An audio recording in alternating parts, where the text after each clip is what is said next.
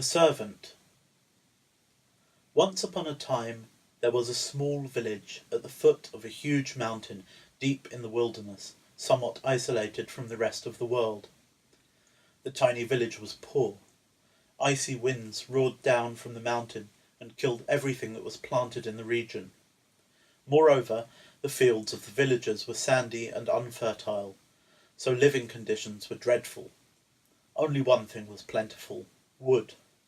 There was more than enough wood. Gigantic trees grew on the side of the mountain, and on the other side of the village there was an endless forest. The villagers chopped down the trees, sold the beautiful thick logs to the world outside, and obtained just what they needed to exist. However, this work was hard. When the men cut the trees in the boiling summer, the heat practically killed them. When they dragged the logs on their sleds in the chilly winter, their hands and feet froze.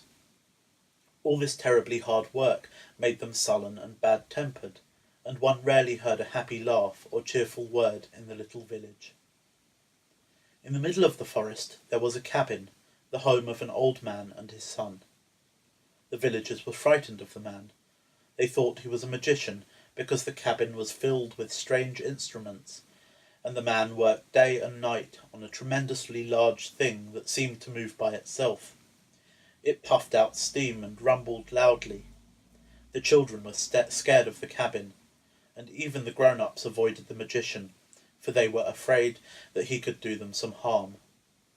But they were unfair to the magician, for he was actually a good and clever man who was touched deeply by the misery of his fellow creatures. He wanted to help them so that they would not have to work so terribly hard. He saw how much trouble it was to cut the thick logs with a paltry tiny saw. He saw how the men had to drudge, how laborious the work was, and he made up his mind to invent a machine that would be so easy to handle that even a small child could work it. The magician toiled many, many years in his cabin. By the time his work was finally finished, he had become grey and old.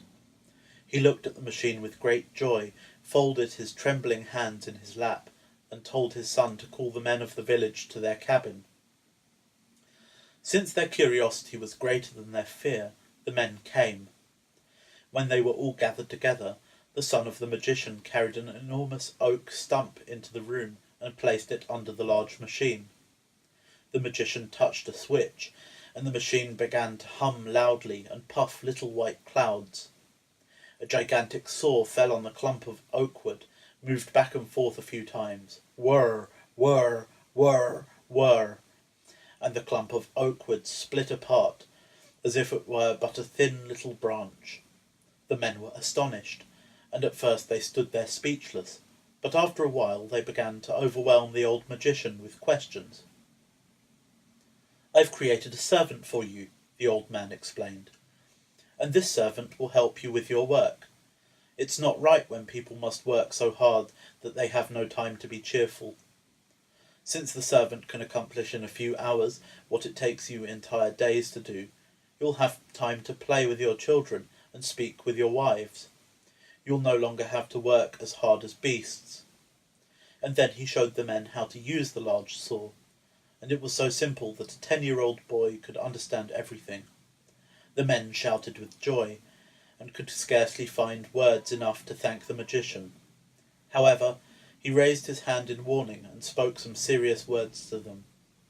"I'm giving you this servant as a present, but make sure that the servant does not become your master, for he would be a cruel master and would swallow the lives of your kin and kindred." The men laughed and cried out, "You want to make fools out of us? How could a lifeless thing made out of iron and leather become the master of a living human being?" The old magician looked at them with concern and then spoke. "As long as this servant belongs to all of you, he will be a good servant and will help you. However, if one day he should belong to one person alone, he will become a wicked master. Thus, I want you to promise me that the servant will always belong to the entire village." He turned to his son. "You shall be the guardian of the servant. You shall allow anyone in the village to use it whenever it is needed. As long as you do this faithfully, My blessings as your father shall be with you. If the servant should fall into the hands of a single person through your fault, you and your children and your grandchildren shall be cursed." The men promised the old magician that the servant would always remain the property of the entire community, and that no one person would dare to keep it for himself alone. However, secretly they laughed at the old man and his warning. "He's already become senile," the eldest of the villagers remarked to the others. "You would think that there's some magic power in the saw that could make it into our master, the old fool." Even the magician's son did not fully grasp his father's words, and he scoffed at the old man along with the others. Still, they took good care to conceal their thoughts from the magician, for they were afraid that he might take back his present. It seemed that the good old magician had lived only to complete his work. Just a few days after he had given the servant as a gift to the men of the village, he lay down and died. But before he closed his eyes for good, he repeated his warning.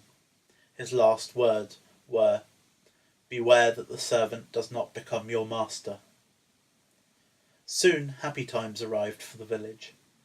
The work that had taken men many days to complete was done by the servant in a few hours.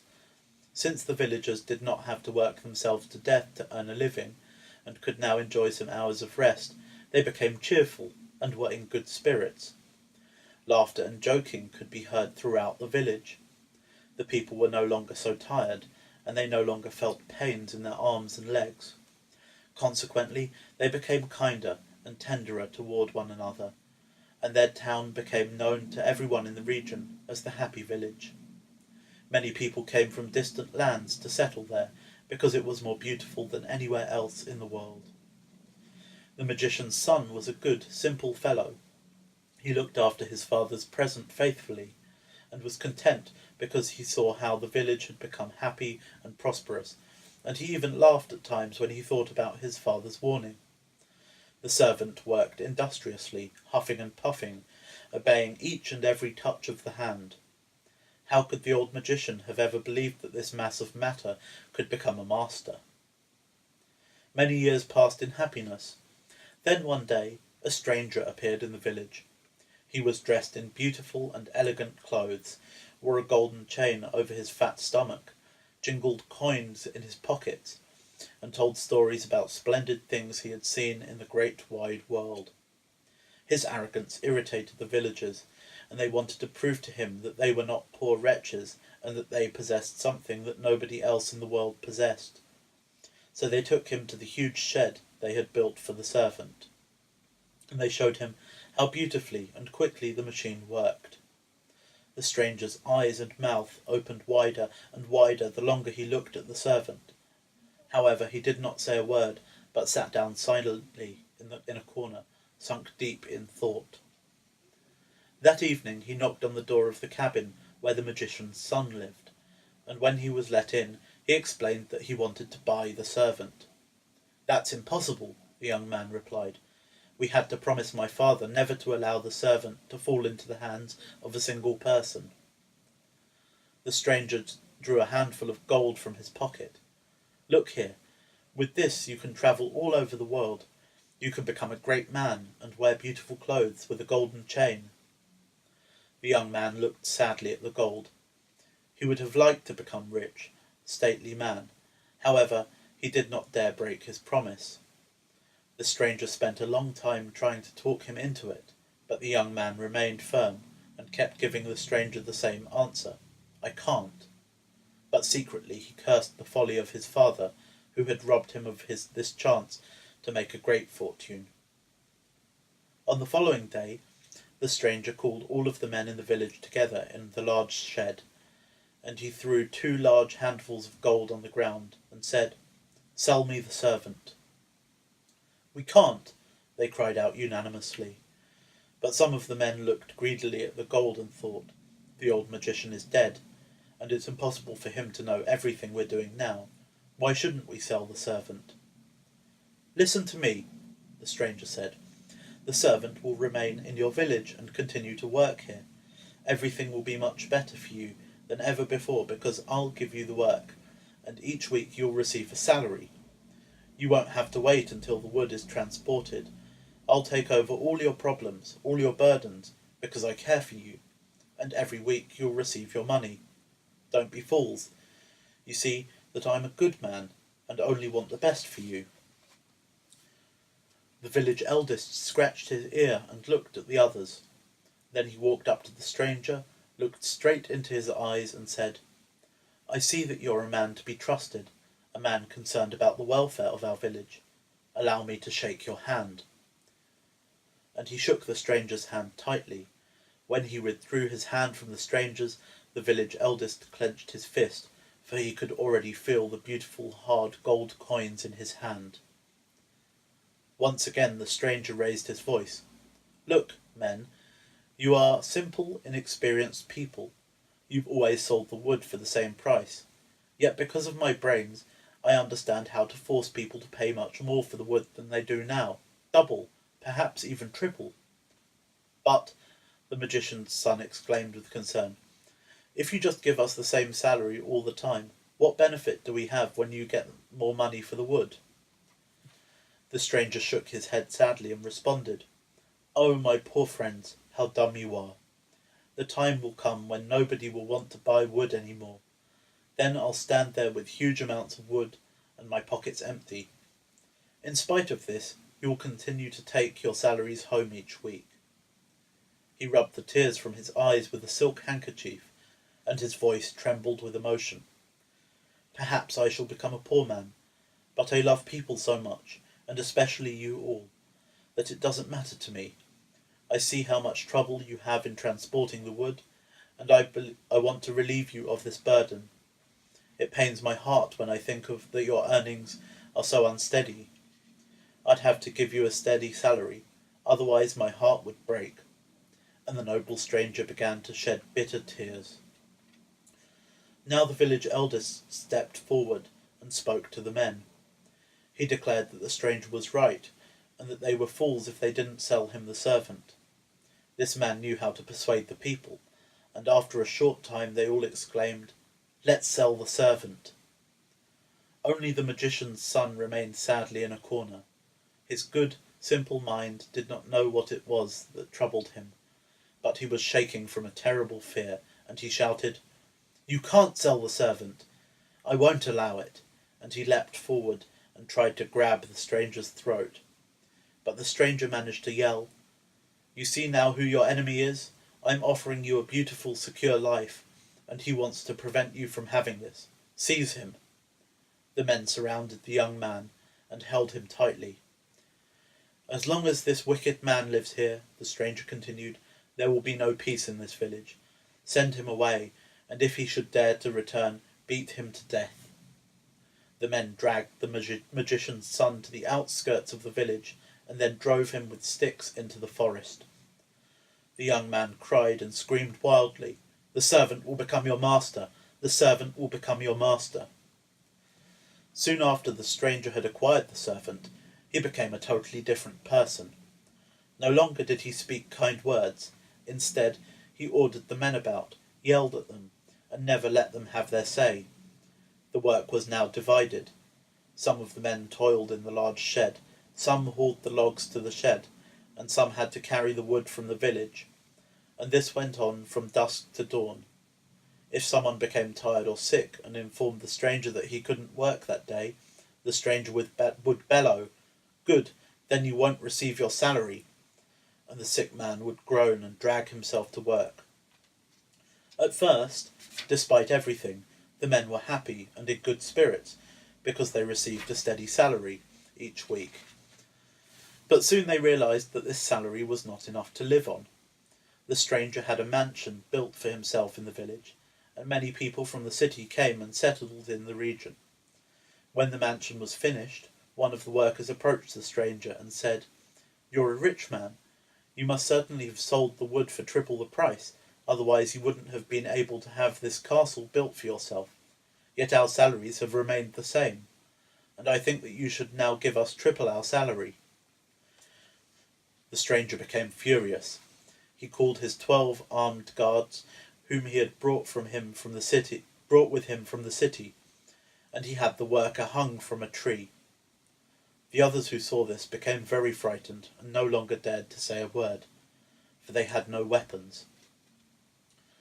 The stranger had a larger whistle installed in the great steel room where the servant now stood. When this whistle piped shrilly each morning, the men had to rush to work, or they would not receive their salaries. One morning, when one of the men was still asleep, the whistle shrieked, and his small son shook him until he woke. Then the boy said anxiously, "Hurry, hurry, father, the master is calling." The father looked at the small boy in dismay, for he recalled the words of the old magician.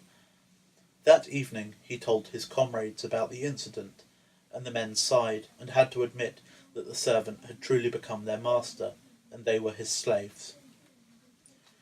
The happy village had become a sad one again. Nobody had time to be nice to anyone else. Nobody laughed any more. Everyone was sullen and tired. The stranger had a tremendous building constructed next to the steel shed. Here matches were made out of wood, and even small children were obliged to work. The women had long since begun working, because the families could not live on the meagre wages of the men alone. One day many men arrived in the village from distant places, and the stranger gave them lodging in 2 large houses that had been empty for some time. The villagers were astonished and asked why these men had come. They did not look for work and appeared to be waiting for something to happen. The question was soon answered. The stranger called the workers to him, made a sad face, and said, "I have suffered great losses, and because of my concern for your welfare, I've become a poor man. Wood now costs just half what it used to cost, so I can only give you half your salary from now on." The workers were horrified and looked at each other. They could hardly live on their salaries as it was, and now they were to receive just half their pay. One worker, a young man, stepped forward and yelled so loud that he became red with rage. "We won't work for half our salary." The stranger grinned and sneered. "What do you want to do then? Do you want to cut the logs with your miserable little saws? Before you've cut up 1 tree, the servant will have cut 10 or more. You can't compete against the servant, and the machine is in my hands." Still, the workers were aroused by the furious anger, and they yelled wildly and in confusion, "We won't work! We won't work!" The stranger's lips formed an evil smile, and he laughed. "Good, I don't need you. The men who recently came to the village will work instead. There's no longer any place for you now." The workers rushed forward and wanted to kill the stranger, but he blew a shrill little whistle, and suddenly there were many heavily armed men in the room. They surrounded the workers and tied them up. Then the stranger shouted in a mighty voice to the armed men, "Drive these troublemakers out of the village and guard the borders. Whoever comes near the borders is to be shot on sight." And so that is the way things happened. The men were driven into the woods with their wives and children, just as they had once driven away the magician's son. As darkness descended, they sank exhaustedly to the moist ground, and the women sobbed and cried the entire night. "The servant has become our master. The servant has become our master." The next morning they wandered sadly and moved deeper into the forest. Tired and hungry, they dragged themselves the whole day long. Toward evening they reached a small cabin, and when they knocked on the door, the magician's son opened it and let them in. He welcomed them with tenderness, gave them beets and bread to eat, and took care of the crying children. The parents related what had happened and complained about their suffering. "Now everything is lost," an old man moaned. "The servant has become our master, and we and our children and our grandchildren shall be his slaves forever." "If only your father had never given us this unholy present," another man cried. "We are much worse off now than ever before." However, the magician's son became very serious and said, "Do not slander my father. Whatever he did out of love for you, and his gift was good and useful as long as it belonged to everyone. Only when it fell into the hands of a single person did it become a curse. However, you should not lose heart even now. Think about the many times when the servant helped us all. Weren't they happy and wonderful times? Yes, yes, they all exclaimed, and sighed deeply as they thought about the time when their village had become called the Happy Village.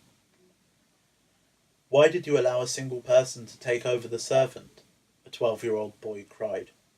We children would have believed the words of the magician, and we wouldn't have done that.